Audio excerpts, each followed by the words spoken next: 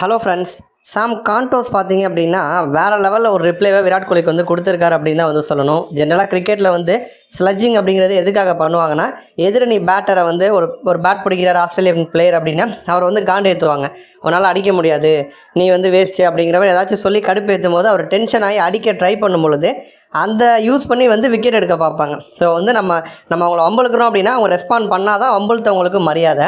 ரெஸ்பாண்டே பண்ணலை அப்படின்னா அது வந்து ஸ்லட்ஜிங்கே மரியாதை இல்லாமல் போயிடும். வம்பளுத்தவங்களுக்கு தான் வந்து இன்சல்ட் மாதிரி போயிடும். அந்த மாதிரி ஒரு விஷயத்தை தான் வந்து சாம் கான்டோஸ் பார்த்திங்க அப்படின்னா இப்போ வந்து விராட் கோலிக்கு வந்து செஞ்சுருக்காரு அப்படின்னு வந்து சொல்லணும். விராட் கோலிக்கு வந்து போட்டி ஊதியத்திலேருந்து ஃபைன்லாம் வந்து போட்டிருக்காங்க. ரீசன் என்ன அப்படின்னா, கான்டோஸை வந்து சம்மந்தம் இல்லாமல் போயிட்டு வந்து மோதி இருப்பார். ஆஸ்திரேலியா அணி வந்து கேமில் வந்து கான்சன்ட்ரேட் பண்ணிகிட்டு இருக்காங்க. இப்போ அந்த 4வது மற்றும் 5வது கேமில் வந்து எந்த டீம் ஜெயிக்கிறாங்களோ அவங்க தான் வந்து பார்டர் கவாஸ்கர் ட்ராஃபியை வந்து கைப்பற்றுவாங்க.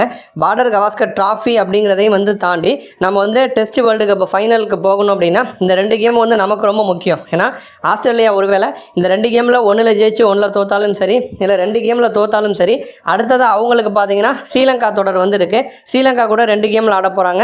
அந்த 2 கேமில் அவங்க ஜெயிச்சிட்டாங்கன்னா ஈஸியாக ஃபைனலுக்கு வந்துடுவாங்க. பட் இந்தியாவுக்கு அப்படி கிடையாது. இந்த நடக்க போகிற 4வது மற்றும் 5வது டெஸ்ட்டு தான் வந்து இந்தியாவுக்கு வந்து கடைசி வாய்ப்பாக வந்திருக்கு. அப்போ அந்த மாதிரி சூழலை நம்ம வந்து ஜெயிச்சே ஆகணுங்கிற கட்டாயத்தில் வந்திருக்கோம். அதில் வந்து சாம் கான்டோஸ் பார்த்திங்க அப்படின்னா பும்ரா ஓவரில் வந்து வச்சு செஞ்சுட்டார். பும்ரா ஓவர்லாம் வந்து ரிவர்ஸ் ஸ்வீப் ஷாட்லாம் வந்து அடிக்கிறாரு. ஒரு காலத்தில் ரிஷப் பண்ட் வந்து ஆண்டர்சன் எப்படி வந்து ஹேண்டில் பண்ணாரோ அப்போ நம்ம வந்து பண்டை தூக்கி வச்சு கொண்டாடணும். ஏன் அப்படின்னா ஆண்டர்சன் வந்து பெரிய ஒரு பவுலர், ஒரு ஜாம்பவனை, அவரை வந்து ரொம்ப அசால்ட்டாக வந்து ரிஷப் பண்ட் வந்து ஹேண்டில் பண்ணார். பண்ட்டு என்ன பண்ணாரோ அதே ஒரு விஷயத்தை தான் வந்து இப்போ வந்து இவரும் வந்து பண்ணியிருக்காரு. யார் அப்படின்னா கான்டோஸ். அவர் வந்து பும்ராவை சர்வசாதாரணமாக வந்து ஃபேஸ் பண்ணி டிபியூட் மேட்ச்லேயே 19 வயசுலேயே பார்த்தீங்க அப்படின்னா ஹாஃப் செஞ்சுரி வந்து போட்டிருக்காரு. அப்போ வந்து கண்டிப்பாக எல்லாருக்குமே கடுப்பு இருக்கும். அந்த கடுப்பை விராட் கோலி ஒரு படி மேலே போயிட்டு நடந்து போகிறப்ப பார்த்தீங்க அப்படின்னா அப்படியே ஷோல்டரில் வந்து இடிச்சிட்டு வந்து போயிருப்பார். பார்த்தாவே கிளியராக வந்து தெரியும். கான்டோஸ் அவருடைய ட்ராக்கில் அவர் பாட்டு கரெக்டாக போகிறாரு. கோலி தான் வேணும்னே போயிட்டு வந்து இடிச்சிருப்பார். அப்போ இது வந்து பெரிய அளவில் வந்து சர்ச்சையாக மாறி இருக்குது. ரிக்கி பாண்டிங் வந்து விராட் கோலி மேலே வந்து கோவப்பட்டு அவர் வந்து கமெண்ட்ரி கொடுக்கும்போது வந்து பேசுகிறாரு. இதில் முழுக்க கோலி மேலே தான் வந்து தப்பு. கோலி மேலே ஐசிசி வந்து நடவடிக்கை எடுத்தே ஆகணும் அப்படிங்கிற மாதிரி சொன்னார்.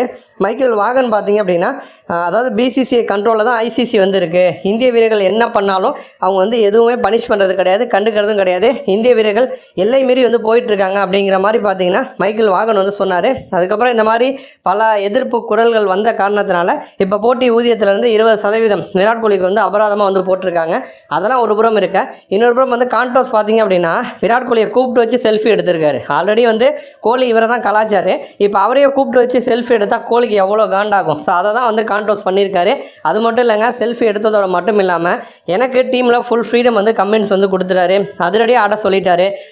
நீ டெஸ்ட் மாதிரிலாம் ஆட வேணாம், உன்னோட ஸ்டைலில் ஆடுன்னு சொல்லிட்டாரு.